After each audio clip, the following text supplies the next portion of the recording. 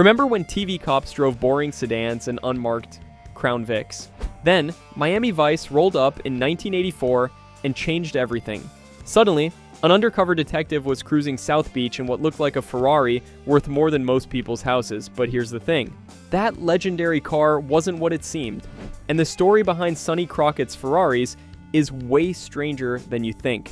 Today we're counting down 20 weird facts about those iconic rides that defined 80s television. Some of these will make you question everything you thought you knew about Miami Vice. So buckle up, because we're about to take a ride through TV history's most famous automotive deception. And if you're a fan of classic TV or just love a good behind-the-scenes story, hit that like button and subscribe. It really helps the channel.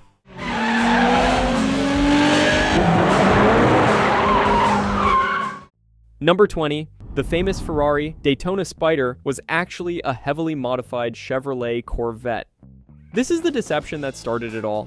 That sleek black Ferrari that Sonny Crockett drove in the first 2 seasons, complete fake, not a Ferrari at all.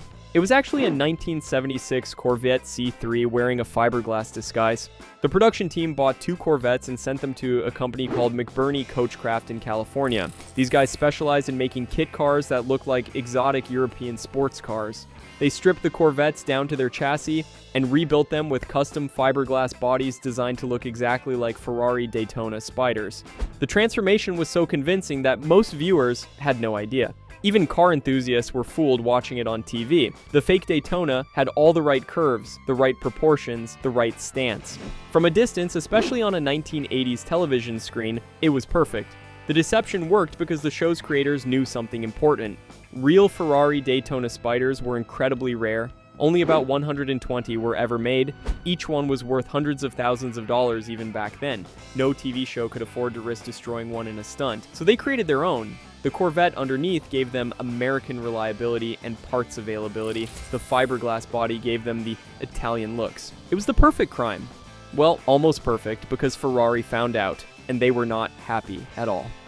Number 19. Ferrari threatened legal action over the fake Daytona. When Ferrari discovered that Miami Vice was passing off a kit car as one of their vehicles, they went ballistic. The Italian automaker immediately threatened NBC with legal action. This wasn't just about pride. Ferrari saw it as trademark infringement and potential damage to their brand reputation. They argued that showing a fake Ferrari on primetime television could devalue their real cars. Ferrari's lawyers sent cease and desist letters to NBC. The network was in a tough spot. Miami Vice was becoming a massive hit, and Crockett's car was a huge part of the show's appeal. But fighting Ferrari in court would be expensive and potentially embarrassing. The showrunners tried to negotiate. They offered to add disclaimers. They proposed calling it something generic instead of a Ferrari. Nothing worked. Ferrari wanted that fake car gone. The tension escalated for months. Behind the scenes, producers were scrambling to figure out what to do. They couldn't just have Crockett suddenly driving a different car with no explanation. The Daytona had become part of his character. It was in the opening credits. It was on promotional materials. It was a nightmare. Finally, they came up with a solution that would satisfy Ferrari and create one of the most memorable moments in Miami Vice history. They would destroy the car on screen in the most spectacular way possible. And then Ferrari would provide them with something even better. Number 18. The Daytona Replica was based on a C3 Corvette chassis with a fiberglass body kit. Let's talk about how they actually built these fake Ferraris. The base was always a C3 generation Corvette, usually from the mid-70s. These cars had a similar wheelbase to the real Daytona, which made the conversion easier. The entire Corvette body was removed, leaving just the frame, engine, and running gear. Then came the fiberglass. McBurney Coachcraft had spent years perfecting their Daytona replica body. Every panel was carefully molded to match the original Ferrari design. The long hood, the fastback roofline, the distinctive egg crate grille. Even the wire wheels were replicas of the Barani wheels found on real Daytonas. The attention to detail was obsessive. They copied the door handles, the mirrors, the bumpers. The interior was completely redone with Italian-style gauges and switches. They even added fake Ferrari badges, though these would later cause the legal problems. The engine stayed pure American, though. Under that Italian-looking hood was a Chevrolet small block V8. It didn't sound like a Ferrari V12, but with enough creative sound editing and post-production, viewers never noticed.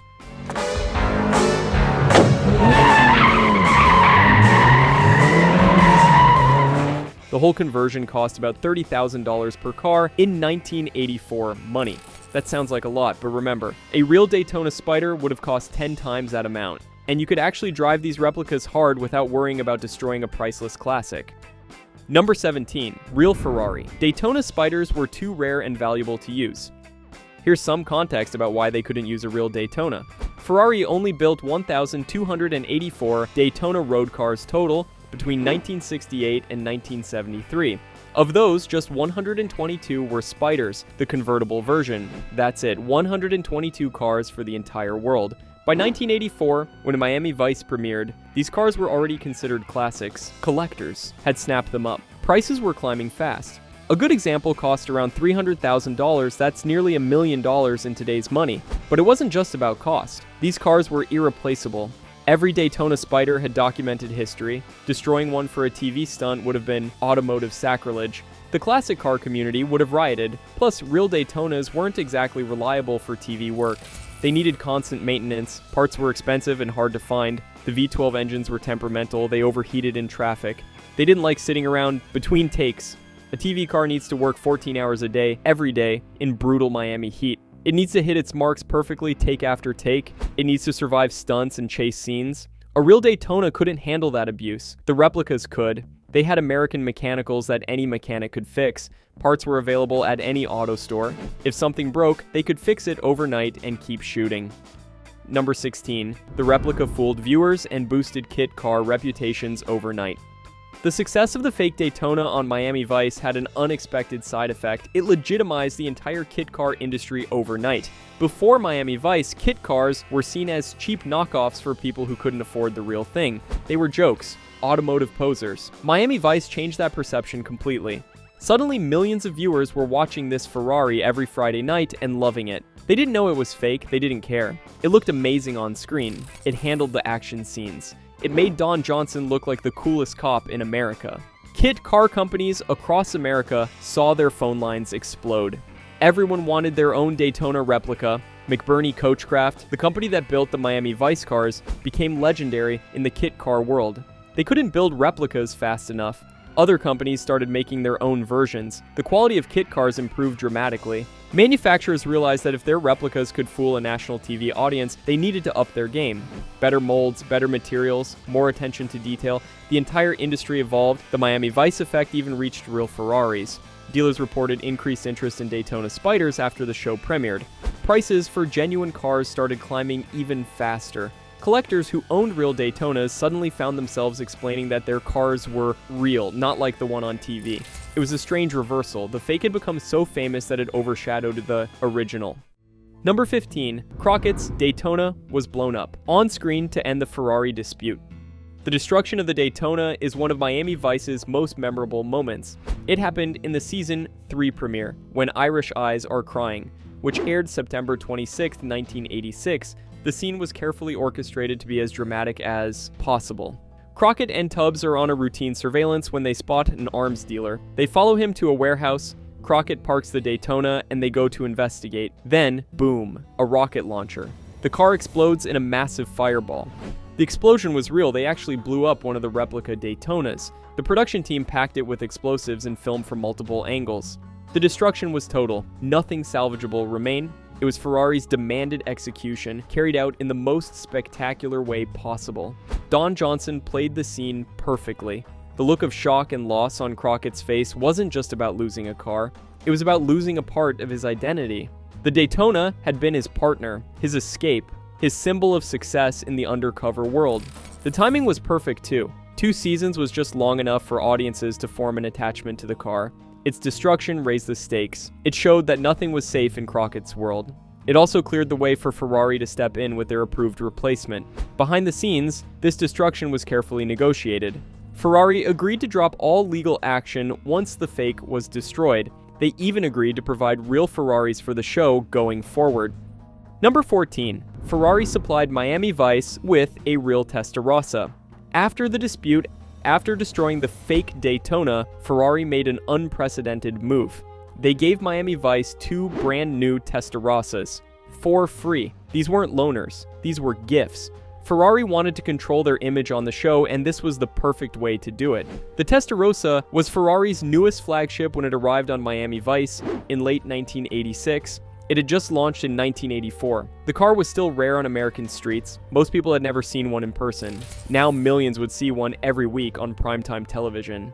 Ferrari's decision was brilliant marketing. The Testarossa was controversial when it launched. Critics called it too wide, too flashy, too excessive, but that made it perfect for Miami Vice. The show was all about excess, about pushing boundaries, about style over subtlety. The partnership benefited both sides. Ferrari got massive exposure for their new supercar. Miami Vice got authentic Italian exotics that photographed beautifully. Don Johnson got to drive a real Ferrari to work every day. Everyone won, except maybe the kit car companies. Ferrari made sure the credits included a disclaimer that Crockett's car was a genuine Ferrari Testarossa. They weren't taking any chances this time. No more replicas, no more fakes. This was the real deal. The arrangement was so successful that Ferrari continued providing cars throughout the show's run. They even provided additional Testarossas when needed for stunts or backup shots. It was one of the earliest examples of modern product placement in television. Number 13. The original Testarossa was black but repainted white for visibility. Here's something most people don't know. The first Testarossa that Ferrari delivered to Miami Vice was black, completely black. Ferrari thought it would look menacing and sophisticated. The producers took one look at it and said absolutely not. The problem was Miami Vice's signature look. The show was famous for its night shoots, those neon-soaked Miami streets, the Art Deco buildings, the dark water. A black car would disappear into those backgrounds. It would be invisible during night scenes, which made up half the show. They needed something that would pop on screen. The producers asked Ferrari to repaint it white. Ferrari initially resisted. They argued that white wasn't a traditional Ferrari color, that it would make the car look less exclusive, that it might cheapen the brand. But Michael Mann, the show's creator, insisted. He had a specific vision. He wanted the car to glow against those dark Miami nights, to stand out in every frame, to be unmistakably visible even in wide shots. Ferrari eventually agreed. They repainted the Testarossa white. Not just any white, but a specific bright white that would photograph perfectly under TV lights. The transformation was dramatic. The white Testarossa looked completely different from the black one. More aggressive, more modern, more Miami. It became instantly iconic. That white paint job would influence car culture for the next decade. Number 12, the white Testarossa. Started a 1980s supercar trend before Miami Vice. White was not a popular color for supercars. Ferraris were red, Lamborghinis were orange or yellow, Porsches were black or silver. White was for rental cars and delivery vans. Miami Vice changed that completely. The white Testarossa looked incredible on screen. It caught light in ways that darker colors couldn't. It made the car's distinctive side strakes pop. It emphasized the car's wide, low stance. It looked fast even standing still. Within months, Ferrari dealers were getting requests for white Testarossas. Customers specifically wanted the Miami Vice spec. Ferrari started offering white as a standard color option. They hadn't planned on it, but customer demand was overwhelming. Other manufacturers noticed. Lamborghini started selling white Countachs. Porsche offered white 911 turbos. Even American performance cars got the white treatment. The Corvette, Firebird, even the Mustang. White became the color of 80s excess. The trend went beyond just cars. White became associated with Miami, with wealth, with danger. Music videos started featuring white supercars. Drug dealers in movies drove white sports cars. It became visual shorthand for a certain lifestyle. Even today, a white supercar immediately evokes the 80s. It's the Miami Vice effect. One TV show changed how we think about automotive colors. That white Testarossa didn't just transport Sonny Crockett, it transported car culture into a new era. Number 11. Crockett's Testarossa was shown, cruising rather than racing. If you actually watch Miami Vice carefully, you'll notice something interesting. Despite having one of the fastest cars on television, Crockett rarely drove it fast. Most scenes showed the Testarossa cruising slowly through Miami streets, idling at traffic lights, pulling up to nightclubs, sitting in parking lots. This wasn't an accident, it was deliberate. The producers and Ferrari had an understanding. The Testarossa could be shown on the show, but it shouldn't be associated with reckless driving or dangerous behavior. Ferrari was protective of their image. They didn't want their flagship supercar portrayed as a tool for street racing. The slow cruising actually made the car more powerful on screen. It suggested restraint, control. Crockett didn't need to prove anything by racing. The car's mere presence was enough. It was psychological warfare. Rolling up to a drug deal in a Testarossa sent a message without burning rubber. This approach also practical benefits. Filming high-speed chases with a real Ferrari was expensive and dangerous. The insurance alone would have been astronomical. One crash could destroy a $200,000 car and shut down production for weeks. So they saved the real action for other vehicles. When Crockett needed to chase someone, he often switched to a different car. Or the chase would cut away before things got too intense. The Testarossa was for arrival scenes, not pursuit scenes. It was about style, not speed. Number 10. The car symbolized Crockett's drug-kingpin persona, not his police identity. This is crucial to understanding the show. Crockett didn't drive the Ferrari because he was a cop. He drove it because he was pretending to be Sonny Burnett, a wealthy drug smuggler. The car was part of his cover identity. It was a prop in the most dangerous performance of his life. Think about it. No real Miami police detective could afford a Ferrari on a cop's salary. The car cost more than Crockett would make in 5 years. But Sonny Burnett, mysterious player in the Miami drug trade, he needed that Ferrari. It was his credential in the criminal underworld. The show constantly played with this duality. Crockett lived on a sailboat, not in a mansion, showing his real economic status.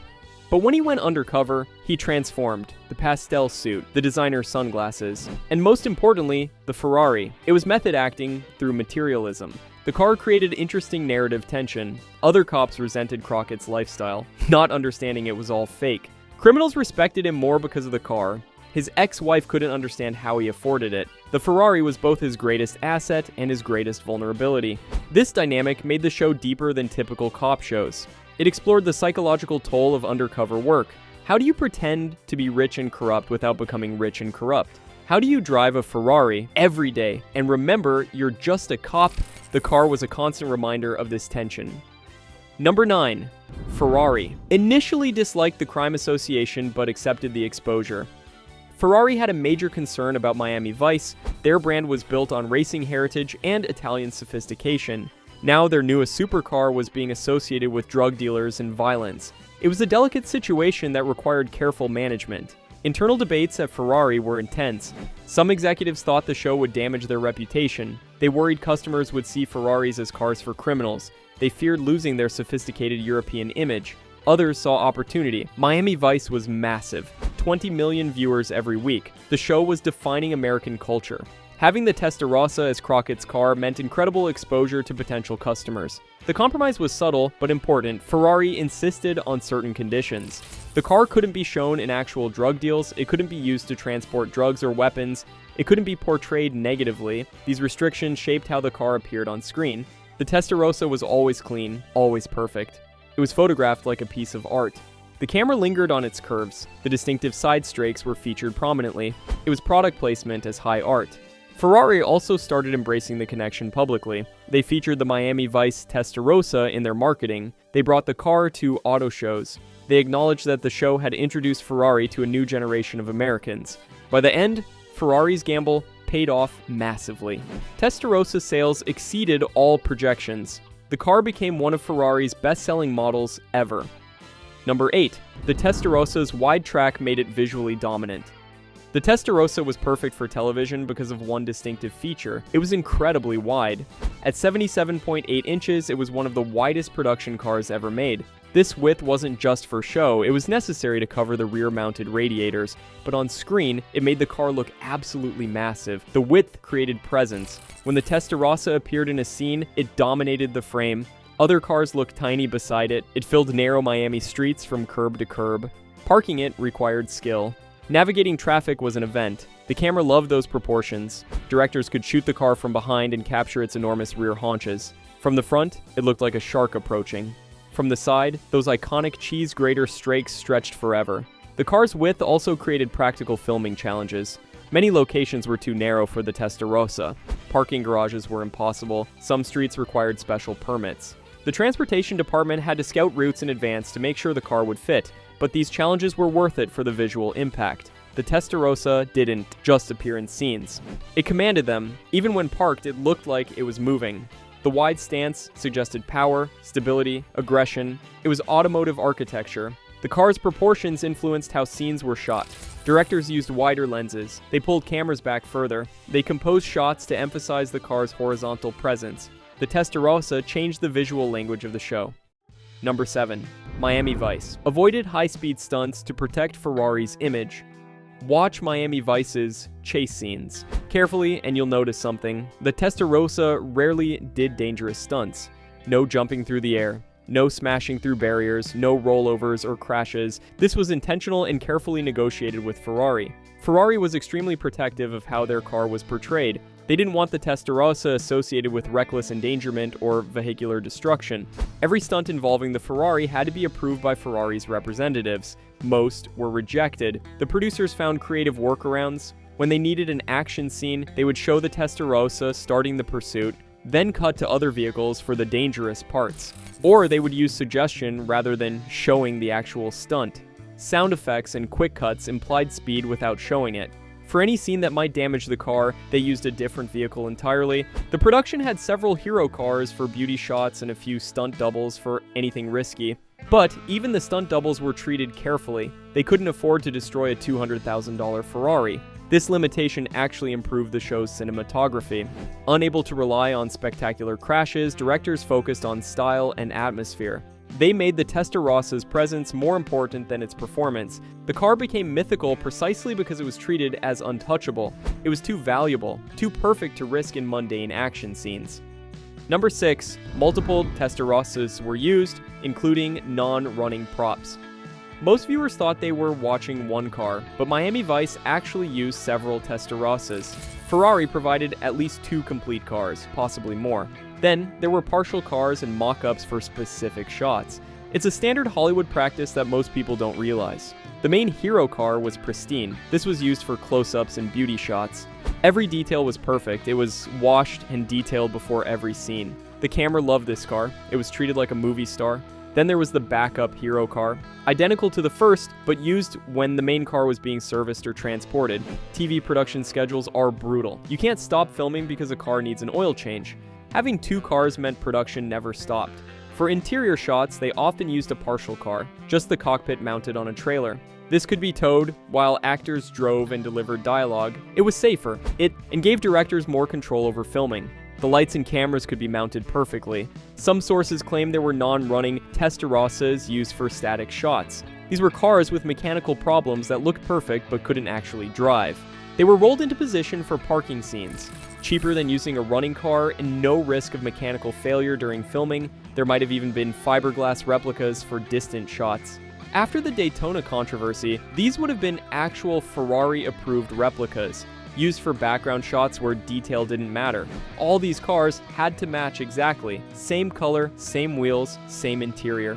The continuity department's job was making sure viewers never noticed the switch. Number 5. The flat 12 engine sound was enhanced in post-production. The Testarossa's engine was a work of art, a 4.9-liter flat 12 producing 390 horsepower. It sounded incredible in person, but television speakers in the 80s couldn't do it justice. The sound needed help. Sound engineers spent hours perfecting the Testarossa's audio signature for the show. They recorded the real engine from multiple angles and distances, starting up, idling, accelerating, decelerating, every possible sound the car could make. But raw recordings weren't enough. TV audio has to compete with dialogue, music, and ambient sound. The engine needed to cut through without overwhelming everything else, so they enhanced it. They layered multiple recordings together. They added bass frequencies that TV speakers could reproduce. They emphasized certain mechanical sounds, the starter motor, the cooling fans, the distinctive Ferrari click of the gated shifter. Sometimes they even used sounds from other cars. A more aggressive exhaust note from a racing Ferrari. A supercharger whine that the Testarossa didn't actually have. Whatever sounded best for the scene. The result was an idealized version of the Testarossa's sound, more dramatic than reality but still believable. It became part of the show's audio landscape. That engine note meant Crockett was arriving. It was as recognizable as the theme music. This sound design influenced how people expected Ferraris to sound. When they heard a real Testarossa, some were disappointed it didn't sound like the one on TV. Number 4. The Ferraris contrasted with Ricardo Tubbs's understated vehicles. While Crockett drove Ferraris, his partner Ricardo Tubbs took a completely different approach.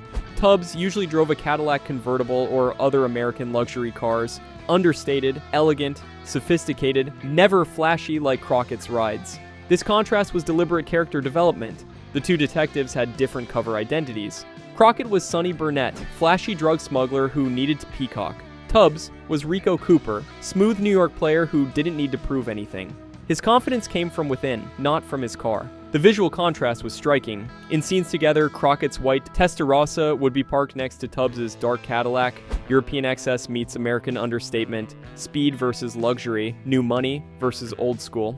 It reflected their personalities too.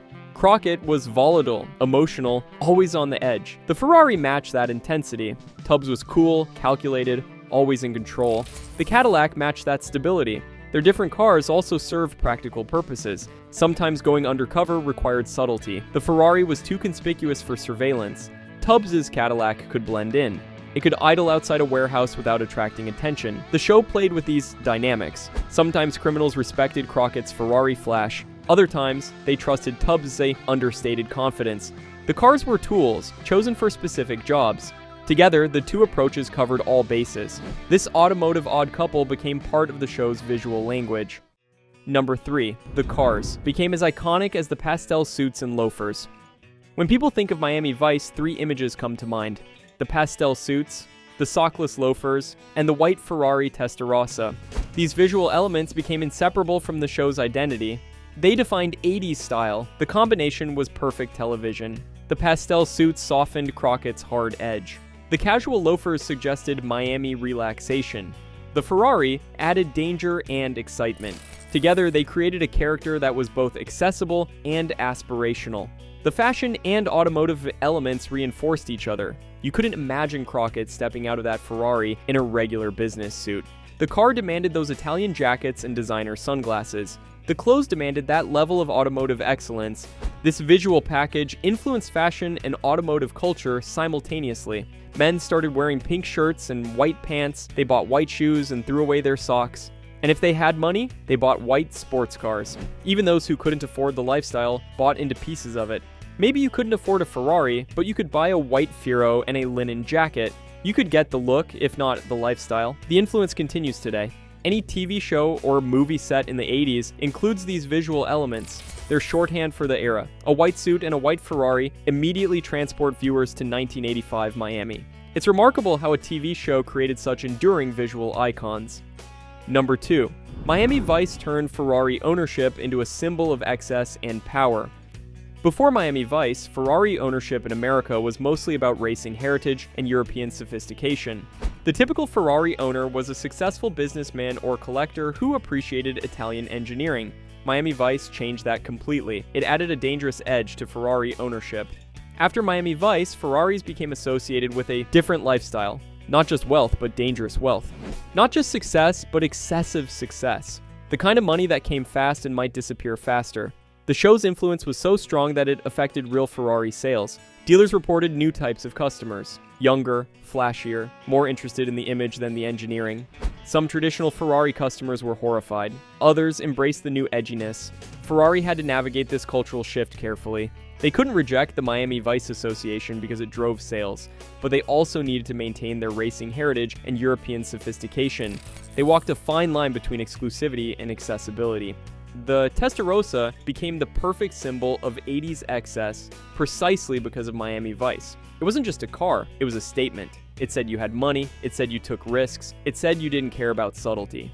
This symbolism influenced popular culture for years. Every movie about 80s excess included a white Ferrari. Every story about drug money featured exotic cars. The connection became permanent. Number 1. Today, Sonny Crockett's Ferraris are inseparable from 80s pop culture.